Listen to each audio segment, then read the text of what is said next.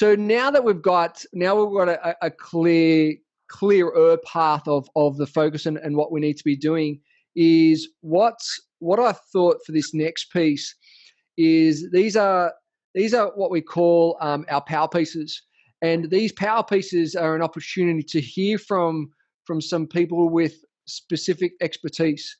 One of these power pieces, and in your notes you'll have power pieces, the name, and the topic that we're going through, and also looking at what are some of the keynotes, some insights, and some actions that you can take away from this 10-minute, 7 to 10 minute piece. One of the experts that I wanted to bring up today was Craig Bugden, and Craig's actually my personal accountant. We made the change to Craig a little while ago. I've known Craig for actually, we realized it was actually been like almost 10 years when we met up a number of years ago. So it's quite interesting. And I thought I'd bring Craig on to share from an accountancy viewpoint of where things are at. What is he noticing with his clients? What is he noticing with certain frustrations that businesses are feeling right now? And to give us some gold nuggets, some strategies. He just listened to the PM to go through his piece in relations to tenancies and landlords, particularly for those in the real estate space. So hugely important. He's going to unpack that. So, mate, Craig, really appreciate your time this afternoon. Thank you for jumping on. No worries, James. Hi, everyone. How are you going? So, look, from what I see, the big issue that pretty much all of my clients and every business owner are going through at the moment is uncertainty. So they're not quite sure how long this coronavirus thing is going to be. They're not quite sure exactly how it's going to affect their businesses, unless they've already been shut, obviously. They don't know how much further lockdown there's going to be or exactly what the government's going to do for them. And so the big thing for me, for virtually every business, is to get some certainty and some clarity around your cash flows. Now, your cash flows are the lifeblood of your business, and they're the thing that's going to get you from here to there. So without cash, all of the other stuff that you may be doing is going to be moot, because you need to have not only enough cash so that your business survives, but you need to have enough working capital so that when you come out the other side, you've got enough working capital to be an effective business going forward, so that your sales cycle still gets taken care of in terms of available cash. So one of the things that I would really recommend you do, and I've got a little Excel worksheet which I'm happy to give to James so that he can spread it out to you. And we designed this specifically for this coronavirus issue, okay? So what this worksheet does, and what I really recommend that you do, is you do a budget for your business. I've just done it for 6 months because that's how long the Prime Minister has been sort of talking, but you can do it for as long as you like. But do a budget for 6 months in terms of what you can reasonably expect your business to look like had coronavirus not happened.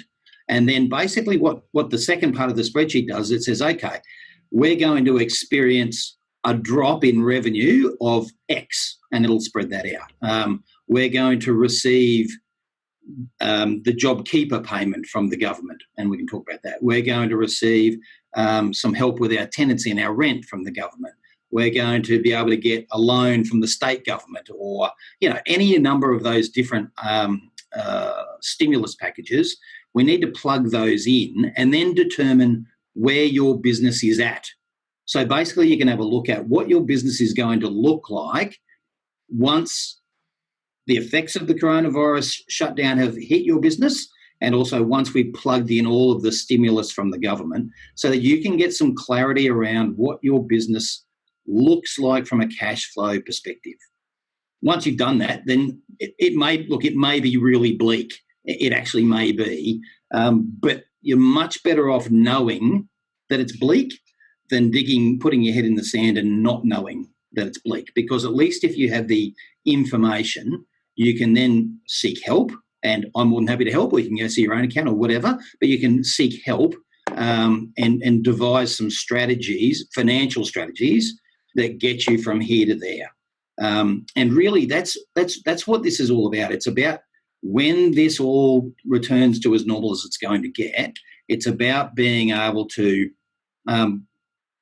have the working capital and the cash flow behind you to get your business back onto its normal trajectory as fast as possible. And the best way to do that is to project and make decisions around your cash. So that's really the main point that I wanted to make today in terms of that. In terms of, so that you can put those things in terms of the government stimulus packages, there's a couple of things that I just wanted to touch on because there's a lot of conjecture going around in terms of how they work, what people can get, what they can't. The first one I thought I'd talk on because it's topical is what the government announced today regarding landlords and tenancies, because a lot of us pay rent and it can be quite a large percentage of our outlays.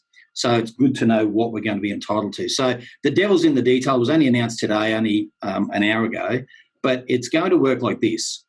If you apply for the JobKeeper program, so in other words, if your turnovers drop by more than 30%, then you'll qualify for these tenancy stimulus package. And basically what they're going to do through the state governments, they're effectively going to say that whatever your turnover drops by, that's going to be the reduction in rent that you get. So if you have a 50% drop in your turnover, then your landlord is going to be required to give you a 50% drop in rent. Now, in addition to that, 50% of that has to be waived. So in other words, you never have to pay that back. So the other 50% gets spread out over the balance of your lease term. So if you've got 3 years left, the other 50% gets spread out over those 3 years. If you've only got 6 months left, then it gets spread out over a minimum of 12 months. I'm not quite sure how they're going to work that yet, but that's what they're looking to do. So there is some really good help there if you have rents that you have to pay. So that can be plugged into your budgeting to make sure that you get your cash flows right. In relation to the JobKeeper payment, which is the $1,500 a fortnight, there was also the previous one to that where the government would pay your PAYG withholding, in other words, your group tax payments for your employees. There's been a lot of talk about manipulating your figures so that you qualify for those packages. So, for example, if you take your own pay, let's say you're in a trust or a partnership, if you take your own pay as a trust distribution or a drawing, a lot of people and some accountants are saying you should put yourself on as an employee so that you get access to these stimulus packages. I can tell you that if someone's giving you that advice, please disregard it. There's plenty of communication from the tax office which is saying that anybody who manipulates their figures, and including their accountants, they will be in big trouble. And when I say big trouble, the tax office or the government's going to treat it as fraud. So there'll be jail time. They're even talking about any accountants who help people do that, they'll lose their licenses. So they're treating this very, very seriously. So there won't be any wiggle room in terms of changing your situation to enable you to qualify for more or some of the stimulus package. Does that make sense? Yeah, that's great. That's great clarity. I mean, yes, as you said, the devil is always in the detail. But I think the more we can investigate, the more we can jump on and further our information. That makes it huge. And what you've just said there is like there's no way to if you have a hit, make sure you make the claim. But if you're trying to dodgy up the numbers, you're going to be caught out. So yeah, totally. So some couple quick questions. What about so there's no help for directors that don't get wages? Okay, so that's only just come down. That came down over the weekend. Up until the weekend, no, there wasn't. But pretty much every accountancy board was lobbying the government to say that just was unequitable because two exact same businesses, one on wages and one not, one was getting the stimulus and the other ones weren't. So what they've done is they've said that if you're a director of a company or a beneficiary of a trust, then you'll get one of you, if you're a family business, one of you will get that stimulus. So let's say it's my wife and I, and we're beneficiaries of our trust. Only one of us can get the $1,500 a fortnight, not the other. but at least someone's getting it, whereas before they weren't. Great. And another question is, what about a commission-only contractor? What can they claim? Okay, so most commission-only contractors are on the payroll. So are you talking about someone who's on the payroll? A lot of sales agents would have their own either company structure set up, and they commission only. Yep. So if they're on the payroll, then they would be treated like any other employee. So they get the $1,500 that way. Happy days. If they're like the directors of their own company, because they get paid as a contractor, then their business will be the business which gets treated in accordance with it. So if that business copped a 30% or more drop in its turnover, in other words, it's commissions and those things, then yes, they'll be eligible for it. And because they're a director, they get one lot of the $1,500 a fortnight. Great, fantastic. And what about if someone started a position after the 1st of March? You get nothing. All right. What about tenants that are musicians or now are out of work? Does this mean their income is dropped by 100% and they don't have to pay any rent at all? Mm-hmm. Yep, that's right. Okay. Well, having said that, this was only announced an hour ago. Yeah. The devil's in the detail. We've seen literally nothing other than the 15 minutes that the Prime Minister spent outlining how it's going to work. Now, there'll be a lot of communication to come out between now and then, but basically what he said was the drop in turnover equates to the drop in rent. Yeah. And on the flip side, though, like this is obviously a very tenant focus. What about there's stuff that's been released for landlords. Do you know any updates around the landlord situation? So I have to say that's got to come.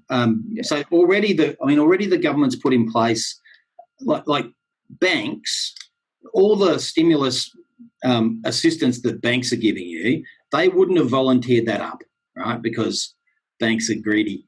And so there's no doubt that before all of this, the government would have had to lobby those banks long and hard to get them to do even what they've already done. So I can't imagine that the landlords are going to be left out in the cold with this. So the banks are going to have to come to the party. We don't know how yet, but I can guarantee that the government will be lobbying them very, very hard to make sure that one party is not winning out of this while the other party loses big time. Yeah, great point. And last question, does the JobKeeper go on a 30% reduction on the same month the previous year or the last couple of months turnover? Yeah, so it's so they're going to work it out, again, devil in the detail, because this hasn't been legislated. I think it gets legislated later this week. But the way that they're working it out is it's going to be based on your normal BAS lodgement period. So if you lodge your BASs monthly, then it'll be monthly. If you lodge your BASs quarterly, then it'll be quarterly. And it'll be, let's say, April, if you're a monthly lodger, it'll be April 2020 versus April 2019, or the June quarter 2020 versus the June quarter 2019. Now, there's some underlying issues with that. It may be that your business has gone real and then dropped off a cliff. I've got a number of clients that have done that. It may be that last year you weren't even in business and you only started in July. And so the government have put in, I haven't seen the legislation, but they have put in some sort of fail-safe where the commissioner has discretion to enable you to say in a more manual way, look, I don't fit the exact qualifications in my BAS, but this is what's happened, and then you'll still get the payment. That's the expectation anyway. Beautiful. Love it. So, Craig, really appreciate your time. And what I'm going to do is that I'll get that spreadsheet from Craig. I'll put that and I'll send that out to everyone so they've got that so they can actually start to put in and plug those numbers in over the next 3, 6, 12 months as we go through, just so you've got that clarity. So you've got that, when we talk about the VUCA and we talked about the CAR methodology, this is a perfect CAR methodology right there, right? So having that assurance, that clarity, that leadership and that movement. So that's so important, mate. Craig, thank you for your time today. If there's any other questions for Craig, let me know and I'll get the answers from him. And I'll throw Craig's details into the tribe. So if you want to reach out to Craig as well on a personal note, you can do that as well, mate. Really appreciate your time today. No worries at all. Thanks, everyone. Have a good afternoon. Bye. Cool. So, guys, what I wanted to do is obviously find out. We've got 2 more two more power pieces that we're going to be going through today is one, hearing from Maddie, who's just joined us, and also from Joe. And I'm going to bring Joe on. It's been an interesting couple of weeks with the travel and the journey that Joe has made in relations to zagging, in relations to pivoting. So I'll give Joe a little bit of background in a minute around herself and what she has been doing 3-4 weeks ago, and her journey and what she was doing in her previous life and her new business that she started. And then what has happened over these last 2 weeks, and what has the result been from actually doing that. So Joe, let's get you on and alive, and so let's go a bit of a backstory. You look beautiful. Go a bit of a backstory. Oh. So where has the journey been? So what were you doing 3-4 weeks ago? 3-4 weeks ago, it was business as usual, as it was for a lot of people, I'm sure. Prior to my current career, I used to be a property stylist. So I started a business with my husband 11 years ago, and we were fortunate enough to sell it at the back end of last year. And it gave us both opportunities to move on into new circles and pursue our own areas of interest. And for me, that was very much about working on areas that I had identified in my life as a stylist that I felt weren't necessarily being done as well as they could. In particular, working with vendors and real estate agents to help their vendors get the properties presented at the very best. And that's not just about styling, that's about how they can prepare the paintwork, how do they pull the full scheme together, how they do it within a time frame. So my business in that domain really took a flying start at the back end of last year, taking on a really big job in Coogee, and I was getting lead after lead, doing some great sales meetings, going around visiting a lot of agents that I dealt with in my previous career, and getting a lot of really good interest and traction. Obviously, with Corona coming in, there has been a bit of a change in that regard, in the sense that people are probably less willing to take on renovation projects without knowing whether or not they'll be able to finish them, or where they stand, or if they're not going to sell now, and all those sorts of questions. So there has been some hesitation in the market. So I've had to think about what I'm going to do while that's going on. And so we had some navel gazing times when it's like looking at it like, oh my God. And we had some of those conversations, and we realized that we need to do things a little bit differently and really to get your messaging out there on a different way and in a different manner. So what did you decide to do in relations to that messaging? What are some of the initiatives that you've taken on and you've done? Well, for me, and again, like a lot of people, I'm sure there's been something of a big learning curve to work out what I can do.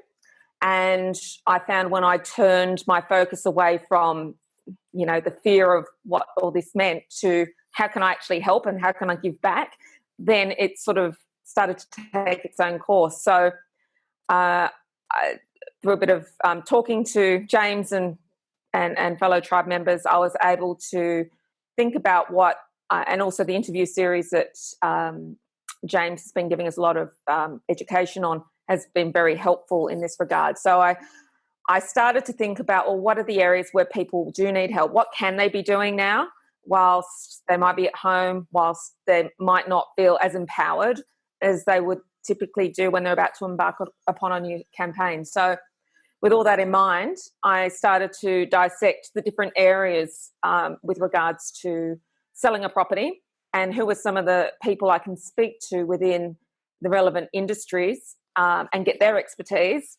and impart that knowledge to my clients and for them to send to their clients. And the long shot of that is a series of interviews and an ebook, which I've been communicating to my clients. I've been communicating on social media, and had a lot of success with that first video that I launched beginning of this week, was it? End of last week. Yep. I think I've not checked today, but it was like 260 views as of yesterday. I can do a quick update on that, but yeah, the power of video is pretty amazing. Even shocked myself. So yeah, it's been really and so good. what we noticed is that the transition that Joe made from like going from how can I be of service? How can I add value? What will people be doing in these times if they can't renovate? We had a chat around, okay, so doing things like, is quite interesting, because I then put myself into my headspace. Is that if I can't get someone else in to do a renovation, what can I physically do around the house? Now, Nat has always got a list of 1,000 things for me to do around the house. Now, do I do them? No. And if I do attempt them, I usually stuff them up. So we're talking to Joe, and it's like, you know what? There's so many people that are going to have a crack. They're going to go to Bunnings, they're going to get the stuff. And this is a great opportunity to provide some tips and techniques of what to do around doing your self DIY. But you know what? Majority of people are going to stuff them up. And you know who's going to be the forefront of their mind when they come back in is Joe and her team. They're going to come in, fix all my problems and all her target audience problems, because we've stuffed them up. And so looking at that is that this is where then Joe has launched her expert series on interviewing key people in her network, in her industry. Like, it's just been massive value. And just within 24 hours, 48 hours of launching her first video interview that she did on Zoom, we got my team, Leonard, to edit it for us. And it's huge. So there's over 300 views already so far. And once again, now coupled with her ebook that's going to be launching, this will allow then her target market, which is a lot of agents that then sell it sell onto vendors, as another communication piece, another communication tool that the agents can use to their clients. So that she's seeing it as a rock star into the agents, because the agents going, wow, I can actually use this as an education piece. So once again, it's thinking outside the square. And we're unpacking it the other day around, like, if you have what we call your big whales, when you have, five big whales of each guy, for example, large databases, how can you tap into them and offer maybe, a DIY masterclass for $20 or a video for $5, boom, with tens of thousands of people in the database, there were people, even for a couple of dollars, will go, you know what, that's a value. I'm going to download that. So once again, it's thinking outside the square on how we can continually to do things a little bit differently. So Joe, like, that's fantastic. Thank you for the insights. Any questions, any comments for Joe in relations to what she's done? She's got the expert series that she's launched. She's got the ebook that's about to launch. Any questions or comments for Joe? Love it, love it, love it. Type them into the chat. Good stuff, good stuff.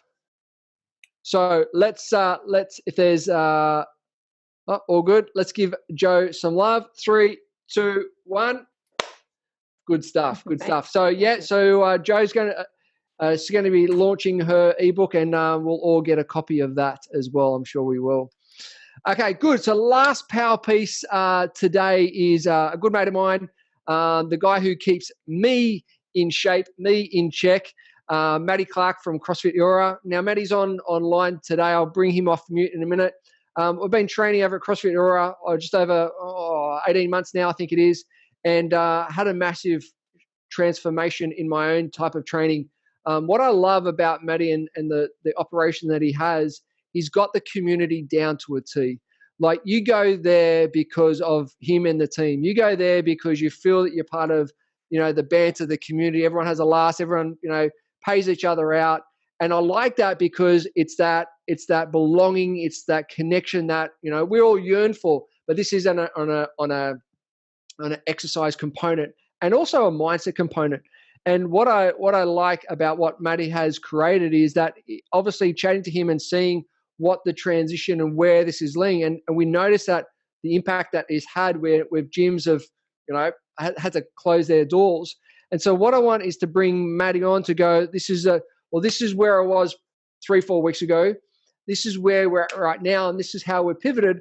But then also give us some tips and some strategies on what we can do to keep ourselves fit and healthy throughout these times. So, Matty, really appreciate your time this afternoon. Mate, do you want to just tell the tribe a little bit of background, and then where were you prior, and then where you're at right now, and we can go from there.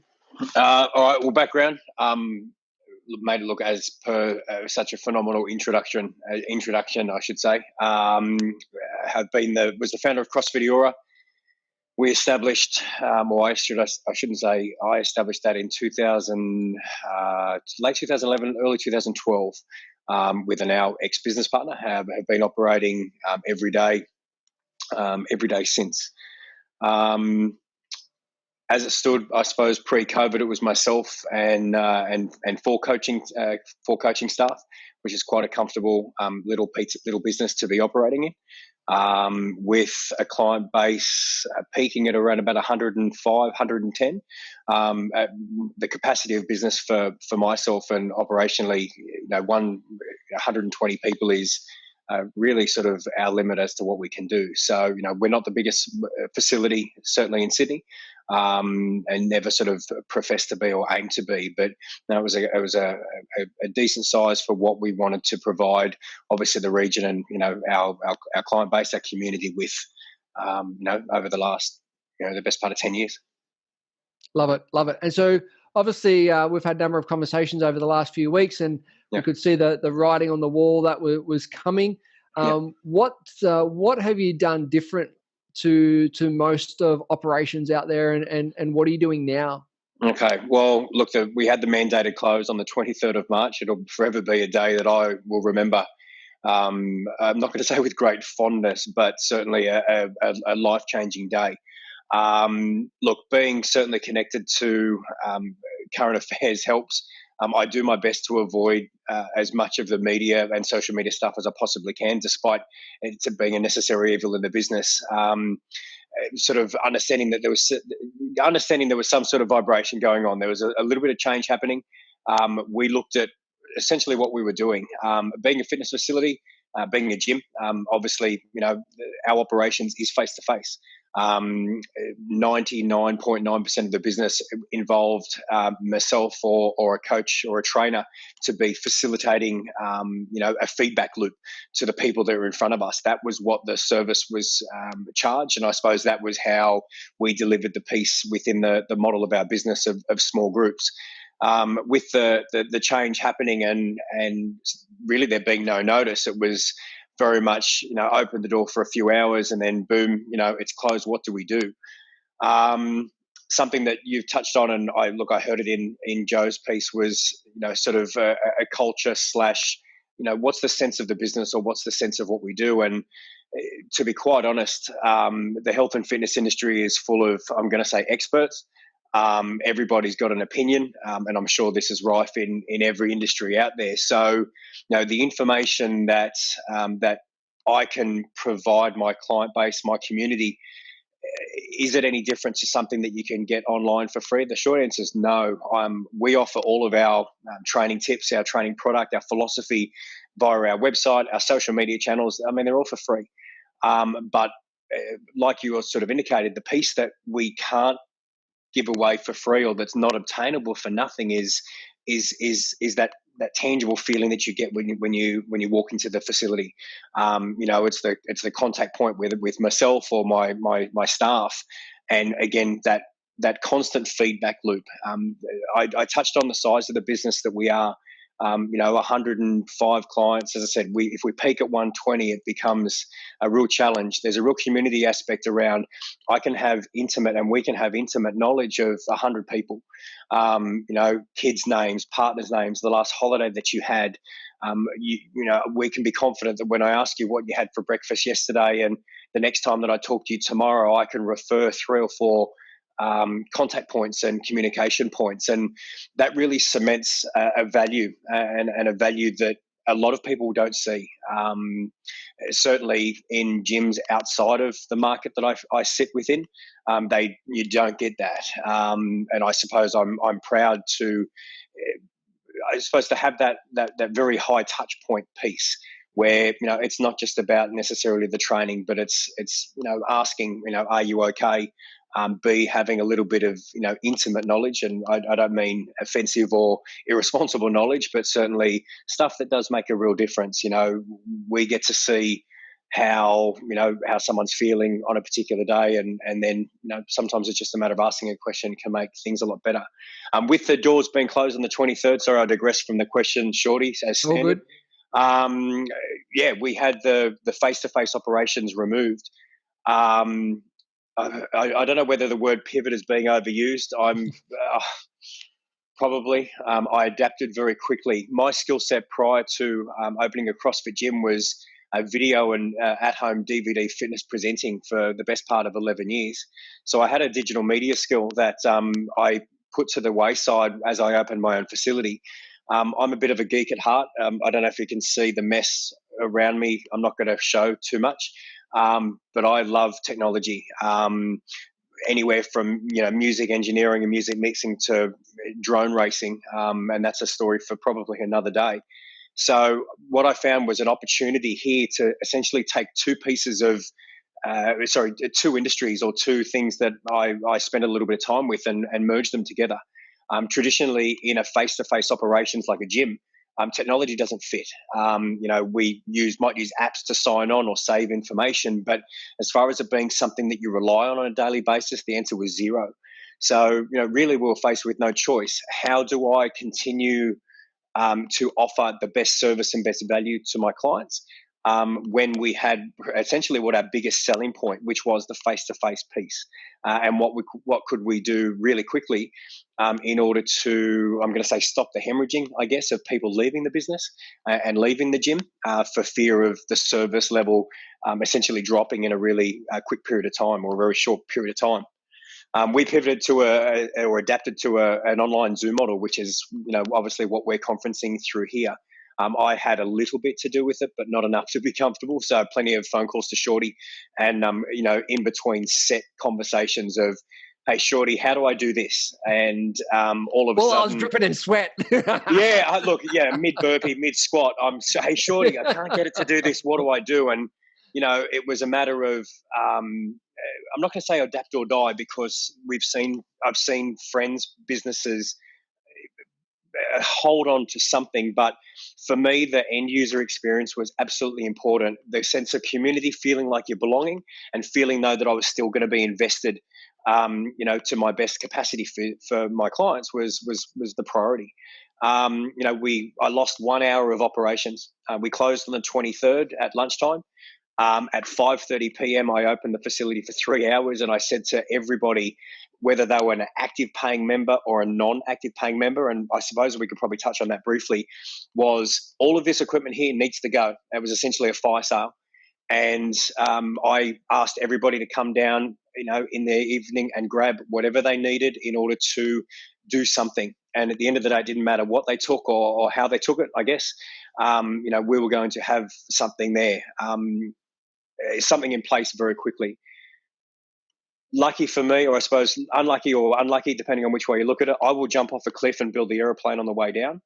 And that was very much the scenario that I put myself in. It was a matter of, shit, we're closed, part of the language. I need to keep a sense of community. My investment was to create a sense of home, comfort and safety, with the health and fitness side of things. And then how do I provide that? So it was literally, hey, there's all the gear. And at 6 o'clock the next morning, guys, we're going to do a Zoom class and we're good to go. And I'm going to say the rest is history. It's been I'm going to say probably the longest 3 weeks of my life, in the sense of I've never been busier. The platform is unique in its sense that I can deliver information so much more promptly. Even though, my facility is not the biggest place on earth, what I didn't quite take into account was the time that you spend sort of floating around doing little tasks, whereas what I've been presented with is a really unique opportunity where I can have multiple people in a conference call much like this, and the engagement is nearly instant between people, and the focus, while it can be on one, can be periphery on somebody else. And again, what that did is accelerated the feedback loop, which is what people were used to when they were in the face-to-face piece. I was very lucky to have a small sector of the business that just carried straight across. They blindly trusted me. I'm very grateful for that chance, and I think time, with all of our businesses, certainly time for me has allowed me the opportunity to make changes with no fear of there being an initial repercussion, because we've built that rapport. They know that what I'm putting in place wasn't necessarily going to be for the detriment of the service for them or the value for them. And then, in 3 weeks after an initial shrinkage, I guess, is just this steady growth sort of pattern back to a new platform. I still get dressed. I mean, I wear tank tops for a day job. So, I still get dressed for work. I call it a broadcast station in the gym now. So I turn up to the factory I shouldn't call it factory, the gym at, 5:45 a.m. every morning, and I deliver a digital class. So for me, I've created some normality around my day when I've had a significant change of the things that I've invested in over the last, this is my 19th year as a trainer. This is the 10th year of being an operator as a CrossFit facility, and obviously my own sort of brick and mortar business. So, having some normality in my day. I've still got I'm going to say a face-to-face contact. The only thing that's missing is I can't reach out and touch somebody. So I've just needed to find other ways that I can, touch the clients that we have in order to make them feel comfortable that, I'm still here. We're still doing the same thing. It's just that you're in your garage. I'm now that voice in your head that I suppose I've always wanted to be. That little niggling voice that says, should you do that? That's me. I now have the perfect opportunity to do that. So I'm stumbling with my words. It's been a real challenge. From a business perspective, the downturn and the adjustments that people have in their jobs and their lives have caused the unnecessary spending to be removed. So, we've always talked about things like community and culture and family. It's a huge thing from myself.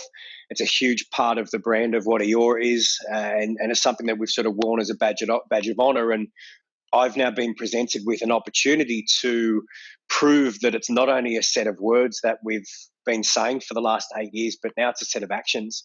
I have 25% of our members, Shorty, aren't paying a gym membership, and they have thousands of dollars of gym equipment sitting in their lounge rooms / garages that they can use, because, that's what culture and community is, and that's the sort of thing that we wanted to instill, the value we wanted to instill with our people anyway.